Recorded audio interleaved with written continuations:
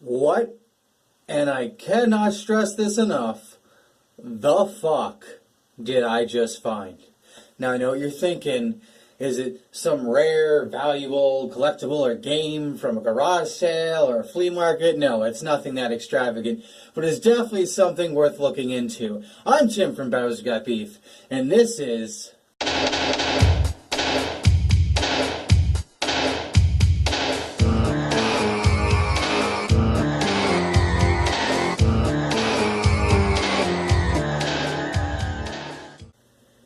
So there I was. Just me and a bunch of video games. Oh.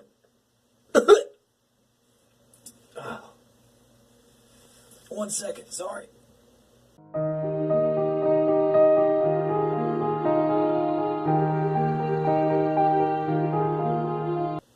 Sorry about that. So, I was at my local GameStop looking for amiibo as I happened to find my awesome Toon Link amiibo at a different GameStop. And I was at this other one trying to find, more amiibos. And, of course, I'm going to go and look at the Switch games. So, my friend Lissy and I are standing at the Switch games, and this one particular game just kind of, zones into our vision. And both of us look at it and we're like, what the hell is this? And the cashier kind of notices what we're looking at, and he's like, oh yeah, we have no idea what this is. They kind of just sent it to us, and none of us have any freaking clue. And that game is called Gal Metal.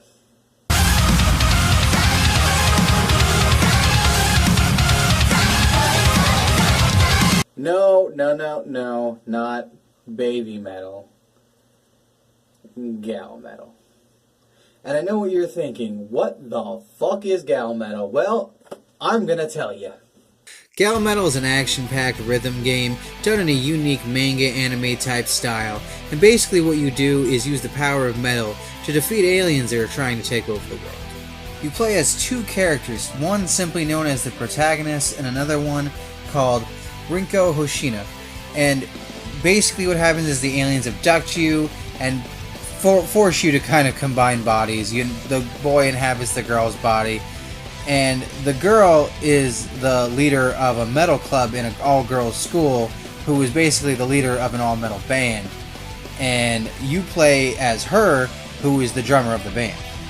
One of the things I thought was really cool was the fact that you basically had 5 skills and there was a skill tree. And every day you were given a certain amount of time to do things to level up these skills, and you basically could hang out with the members of the band, or you can do things on your own, and you can practice the songs that were coming up for the next battle. And you could either practice by yourself or with the band, and all these things leveled up your skills. And the higher your skills, the better your playing was, so on and so forth. But it was really cool because there was also basically a friendship system, and the more you'd people, the better you became friends with them. And there was also little kind of cutscenes, little stories that would basically play out if you triggered them. You could trigger instances and you played them, and it would just be kind of telling the story more of the characters and getting to know them better. As for the actual battles itself, this is where it got kind of interesting, but at the same time, I'm unsure of. Now, the thing is, you basically during practice were given certain patterns to do, and you'd learn them, and then you would go on to practice it with the band. However, if you played those patterns repetitively, or if you just played the same pattern, it would kind of shun you for it. It'd be like, hey, well, you could be more creative than that, blah, blah, blah. However, when you're doing the battles, the actual battles, you were free range to do whatever you want. You can play whatever you want. However, the thing was you needed to play well, and you needed to play the patterns, at least patterns, not all in succession, but at least some of the patterns you knew to go with the songs in order to gain points. And the points were how you defeated the aliens. Now, it's a cool thing, don't get me wrong. I thought it was interesting, but I think it would have been a little bit better had it been done Guitar Hero style, where there was something, they gave you something to hit and you kind of just learned to play it that way. And you know, one of the more interesting things to note is this is one of the very few Switch games that actually come with a manual, and not only that, stickers. One of the other cool things was the controls. You use the Joy-Con sticks, or you could use the controller, or if you took it off of the dock, the touchscreen. I didn't do the controller or the dock. I straight up just went super metal about it, and I used the Joy-Cons as drumsticks. Now, the thing is with this is the sensors didn't always pick up on my hits, and it didn't always do what I was doing. The weird thing was it was just kind of like a weird rhythm. Sometimes it took me a little while to get back on track and get back in sync. But other than that, it was actually a super interesting kind of game.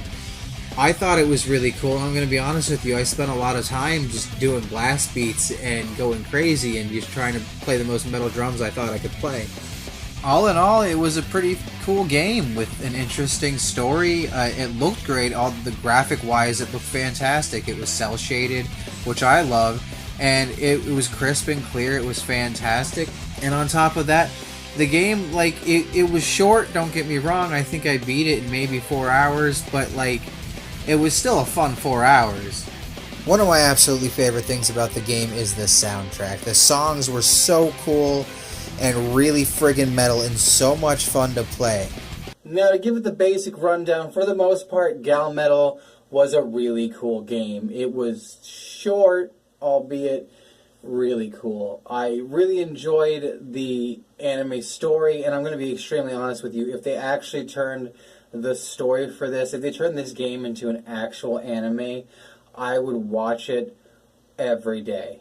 And honestly, I think it would be huge. I think it would be a huge anime, though the characters and the friendships that they could bring together and all the different things, as long as they didn't rush it, as long as it was done properly, they'd definitely be a good anime. As for the game itself, it was okay. It wasn't the worst game I ever played. It wasn't the best game I ever played. I mean, sadly to say, it's the second game I've ever beaten on my Switch, the first being Bendy and the Ink Machine. But that's because, I sporadically play games. I don't just play one game and keep going at it. I play multiple games every day. I like to kind of diversify and just have more fun that way, and that way games last longer for me. However, the mechanics just weren't there for me entirely. I think if it was more of like a Guitar Hero as opposed to like a freelance drumming thing where you just drum whatever you want and then they kind of give you a score based on, what you remembered and what you played, I think it would be a little better if there was more like notes and stuff like that and like different like tabs that you would play along to, and then that would be your score. I think that'd be a lot more fun, and it could have been a little bit longer. Other than that, it was a fun game. It was a lot of fun, actually, and the entire time I played it, I didn't want to put it down. And honestly, after I was done with the story, I kind of wanted to go again. But with that being said, is it worth the $40 price? Maybe not so much. $30, I could see maybe $20, because it's not like it comes with peripherals or anything like that. It's just a game. And I know Switch games can be kind of pricey. But, yeah, no, I don't think it was worth the $40. But all around, it was a fun game. I'd give it, 2.75 out of 5 stars. But, it could have, if it just had that Guitar Hero aspect, it would have been a little more fun. It probably would have hit up to 3.5. But all around, is it worth getting? I mean, I would honestly, I'd say, yeah, pick it up. It's a fun game to play. It's cool. It has a great story, and it has a bunch of cute anime girls in it, and aliens. What's not to love about it? So look, whether you like it or not, whether you want to get it or not, is up to you. I recommend giving it at least a playthrough, and then it could just sit on your shelf and be part of your collection, because there's nothing wrong with that. I humbly enjoy making these videos for you guys, and I really appreciate any positive feedback I get, any comments, any love. I'm getting a lot of help from friends getting this out there, and I really appreciate all you guys from that. So do your thing. If you like this video, like it, subscribe to Bowser's Got Beef, bang that notification bell. You'll be the first to know if I got videos. And follow me on the Instagram, man, because I post on the Instagram friggin' daily. I post on the Instagram more than YouTube because the YouTube videos take a little while to make. But yeah, I post on the Instagram daily, and you'll get updates. I'm gonna do more giveaways. By the way, someone did win the Hollow Knight code giveaway. So I will be doing more giveaways on my channel. I will be doing more different things as soon as I get more money and I can buy better equipment, better cameras, so on and so forth. Things will be a lot better on this video, or on this channel, I mean.